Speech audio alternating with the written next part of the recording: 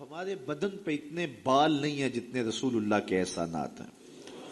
ہمارا ایک ایک بال قرض رسالت میں جکڑا ہوا ہے. خدا شناسی تو بڑی دور کی بات ہے، ہم خود شناس بھی نہیں تھے. ہمیں تو اپنے آپ کا بھی نہیں پتا تھا کہ ہم کون ہیں. اور مجھے بتاؤ، جس کو یہ بھی نہ خبر ہو کہ میں کون ہوں، اس کے پلے ہوتا کیا ہے؟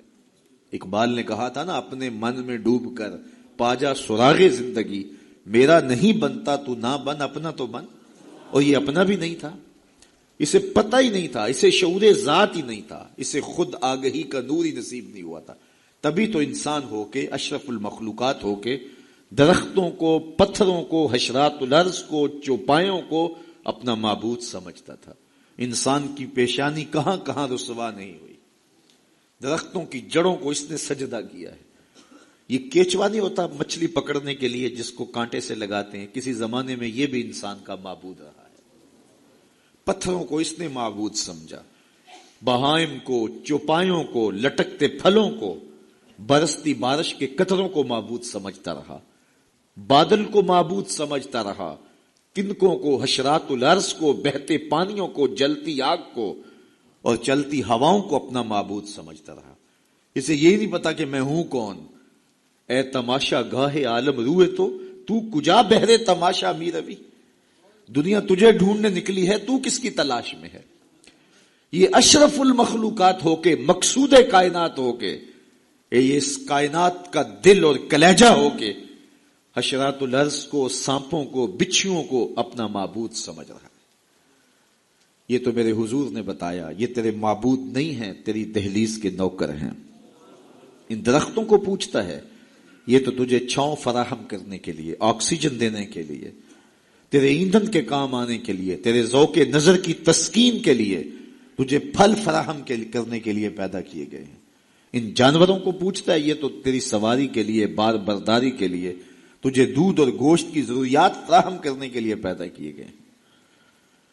یہ چاند، سورج، ستارے، اجرام فلکیہ، یہ تیرے معبود کیسے ہو سکتے ہیں؟ یہ تو تیری راہوں میں روشنی اجالنے کے لیے پیدا کیے گئے. نہیں تو دیکھ، یہ انگلی اٹھتی ہے اور چاند ٹکڑے ہو کے قدموں میں آتا ہے، سورج پلٹ کے اثر کے وقت پہ آتا ہے. اور سڑیاں کھجوراں اگا جاندائے، او پتھراں نو کل میں پڑا جاندا. قطرے کو سمندر، ذرے کو ستارہ کرتے ہیں، کونین کو خم آ جاتا ہے جب زلف سوارا کرتے. اب انسان کی آنکھ کھلی کہ میں کون ہوں، کہ یہ پوری کائنات. درختوں کو پوچھتا ہے، جا میں نہیں، تو ہی کہہ دے تمہیں اللہ کا رسول بلا رہا ہے. اللہ اکبر. درخت شاخوں کے بل اپنے آپ کو گھسیٹتے ہوئے سلامی دینے حاضر ہو جاتے. حضرت یعلا بن مرہ کہتے ہیں کہ ایک سفر سے واپسی تھی، راستے میں قیام ہوا تو حضور استراحت فرمانے لگے تو میں حضور کے پہرے کے لیے کھڑا ہو گیا. دور صحرا میں ایک درخت تھا، وہ ہلنے لگا، پھر جڑوں سمیت اکھڑا اور شاخوں کے بل اپنے آپ کو گھسیٹتا ہوا میرے برابر آ کے کھڑا نہیں ہو جاتا. میرے لیے بڑی حیرت کی بات تھی، لیکن کوئی تھا نہیں کہ جس سے بات کروں. خیر تھوڑی دیر کے بعد وہ اپنی جگہ سے چلا اور جہاں سے اکھڑا تھا وہیں جا کے نصب ہو گیا. حضور بیدار ہوئے تو سلام عرض کرنے کے بعد میں نے پہلی بات یہی عرض کی. میں نے کہا حضور، وہ سامنے والا جو درخت ہے تھوڑی دیر قبل اپنی جگہ سے اکھڑا تھا، شاخوں کے بل اپنے آپ کو گھسیٹتا ہوا یہاں آیا، رکا، جھومتا رہا، پھر واپس چلا گیا. حضور نے حیرت کا اظہار نہیں کیا. میں تو سویا تھا، تفصیل سناؤ. کوئی آندھی آئی، کوئی جھکڑ آیا، کوئی طوفان آیا، کیسے اکھڑا؟ حضور مسکرا دیے اور فرمایا ھذہ شجرۃ استاذنت ربھا. فرمایا یہ درخت ہے، اس نے رب سے اجازت مانگی تھی. مالک تیرا محبوب نیڑے آیا ہے، سلام نہ کر رہا ہوں. فاذن لھا، تو رب نے اس کو اجازت دے دی تھی، یہ مجھے سلامی پیش کرنے آیا تھا. تو پوری کائنات تو ان کے حسن کا طواف کرتی دکھائی دیتی ہے. وہ انگلی اٹھاتے ہیں، چاند کے ٹکڑے ہوتے ہیں، سورج پلٹ کے اثر کے وقت پہ آتا ہے، درخت کلمہ پڑھ رہے ہیں، کنکر بول کے گواہیاں دے رہے ہیں. اب انسان کی آنکھ کھلی کہ میں جن کو معبود سمجھتا تھا یہ تو ہمارے گرد طواف کر رہے ہیں. اب اس کی آنکھ کھلی، اب شعور سنبھلا اور اب وہ سمجھنے لگا کہ میں کون ہوں. اپنی حیثیت سے اب آگاہ ہوا. اللہ اکبر. بے خبر تو جوہر آئینہ ایام ہے، تو زمانے میں خدا کا آخری پیغام ہے. اسے اب اپنی ذات کا شعور ہونے لگا. خود سے ملاقات ہی تب ہوئی جب حضور تشریف لائے.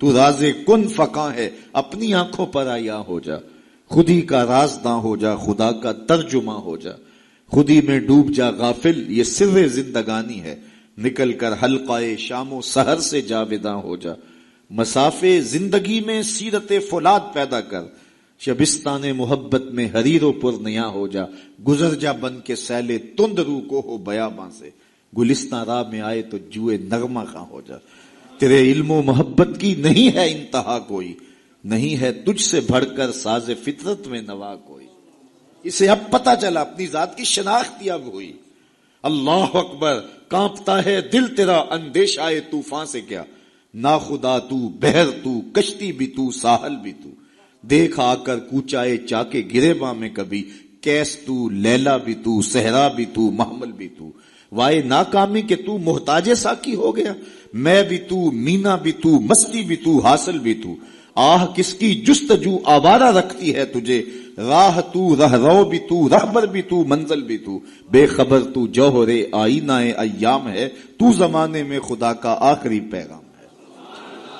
تو اب انسان کو اپنی ذات کا شعور ہوا، خدا شناسی تو بڑی دور کی بات ہے، میں کہتے ہیں انسان کی اپنی ملاقات اپنے آپ سے تب ہوئی جب حضور آئے، خودی کا شعور تب ملا جب حضور آئے، من سے آگہی تب ہوئی جب حضور آئے۔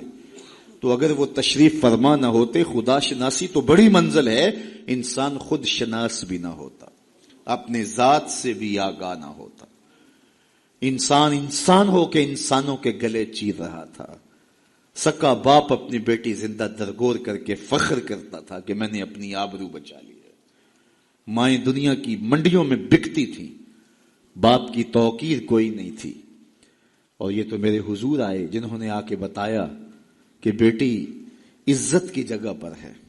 آپ نے یہ حدیث بارہا سنی ہوگی، علماء کرام سے بارہا سنی ہوگی، لیکن ذرا اس کو اس پہلو میں دیکھو، جب بیٹیوں کو زندہ درگور کر کے باپ فخر کر رہا تھا، اس زمانے میں میرے حضور نے کہا میری بیٹی میرے جگر کا ٹکڑا ہے۔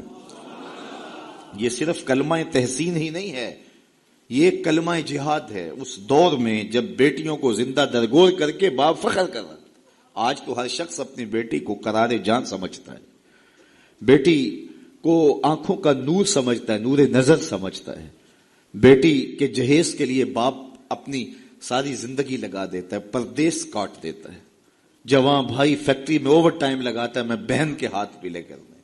تو آج اگر بیٹی کے بارے میں کوئی محبت بھرے جملے کہے جائیں تو بڑی بات نہیں ہے، جب باپ زندہ درگور کر کے فخر کرتا تھا، معاشرے سے اسے داد ملتی تھی کہ تو نے بیٹی کو زندہ درگور کیا ہے، اس زمانے میں میرے حضور نے کہا کہ میری بیٹی میرے جگر کا ٹکڑا ہے۔ اللہ اکبر، کیسی تبدیلی آئی۔ ایک موقع آیا، فرمایا کہ جو دو بیٹیاں یا دو بہنیں ان کی اچھی تربیت کرے اور ان کو پروان چڑھائے اور ان کی اللہ کی رضا کے لیے شادی کر دے تو قیامت کے دن وہ میرے ساتھ اس طرح قریب ہوگا جس طرح یہ دو انگلیاں قریب ہیں۔ تو مجلس میں موجود ایک صاحب اٹھے، کہا حضور اگر کسی کی دو بیٹیاں نہ ہوں تو ذرا اس کے پیچھے جھانکنے کی کوشش کیجئے، کہاں بیٹیاں زندہ درگور ہوتی تھیں اور کہاں ایک بیٹی والا سوچ رہا ہے کاش کہ میری بھی دو بیٹیاں ہوتی اور میں یہ احساس پاتا۔